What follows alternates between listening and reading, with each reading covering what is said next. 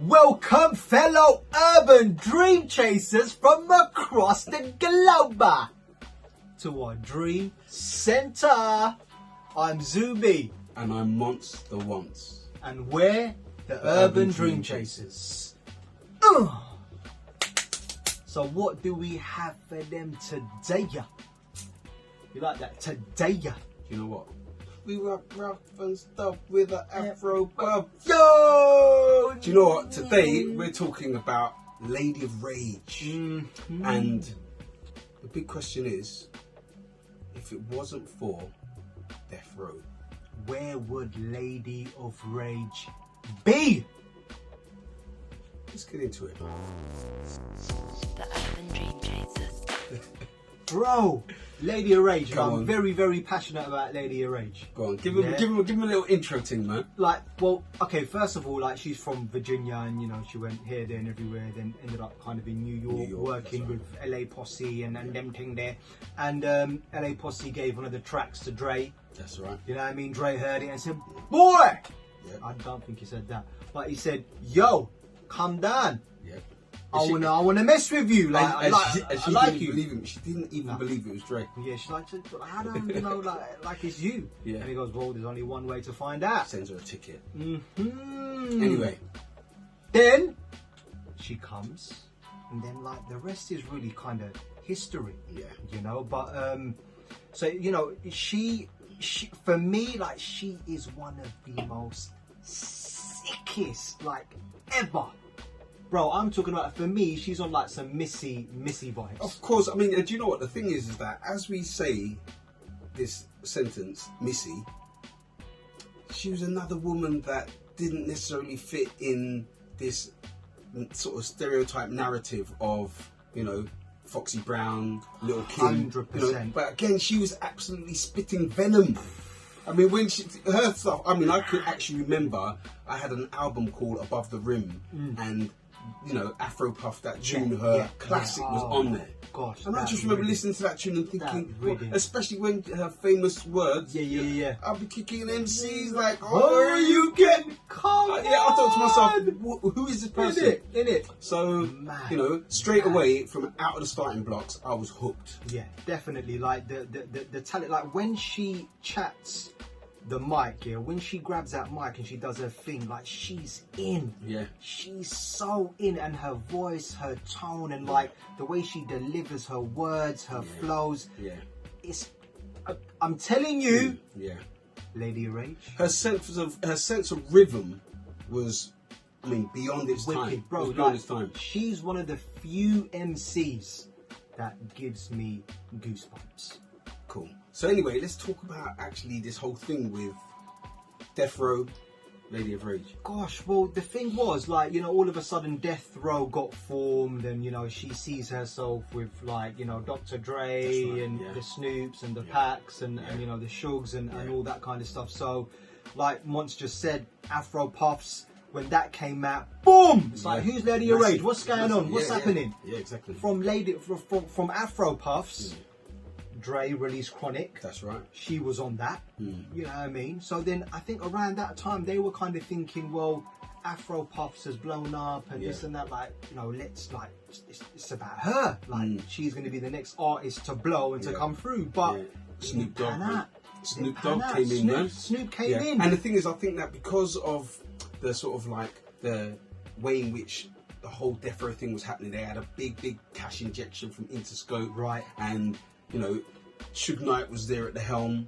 And it was like, well, actually, there was so much potential for the Lady of Rage to be able to actually execute Easily. great albums, knowing to yourself Easily. that actually still at that time, even though we can go back and look at Salt and Pepper, we could go back and look at MC Light, we could go back and look at, of course, Roxanne Shante, who was one of the early girls out of the starting blocks again. But this relationship and the potential of the Lady of Rage, oh my gosh, was great. But the thing is, do you know phenomenal. what?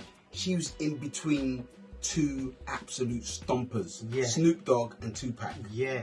Man. Big Did she stand time. a chance? Did she stand a chance? No, she did. But I think a lot of things were at play here. that never quite really made her go to the heights that she was meant to go to. Exactly.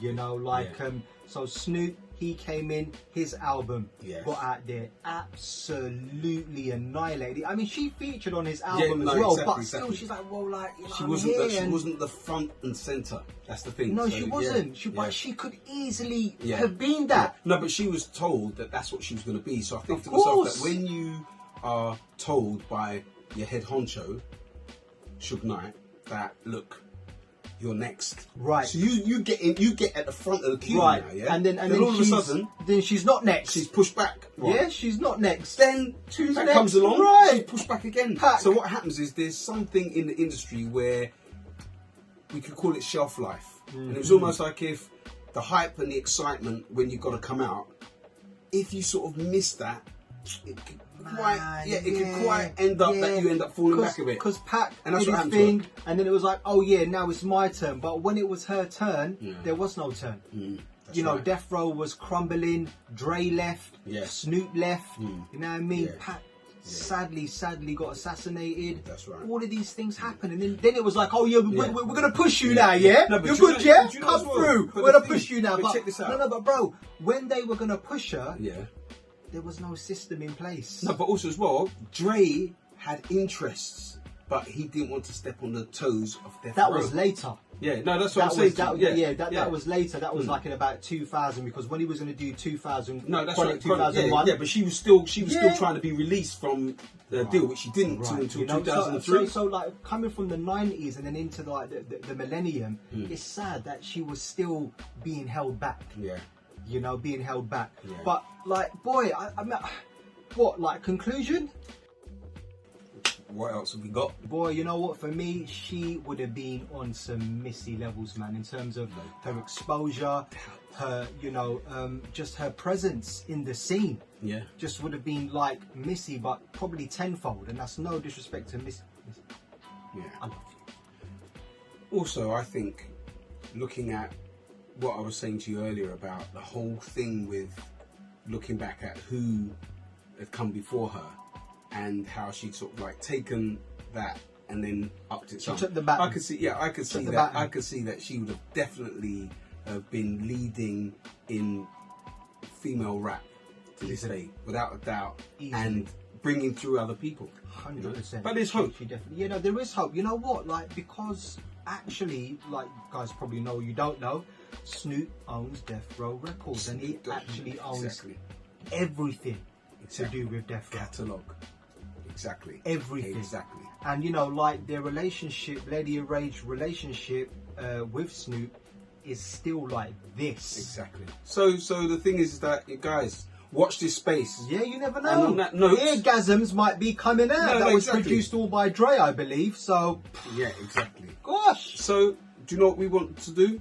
We want to ask you. Yes. Where do you think that Lady of Rage would be right now? Yeah. And also as well, would you see yourself getting behind her and giving her support and the love that she needs?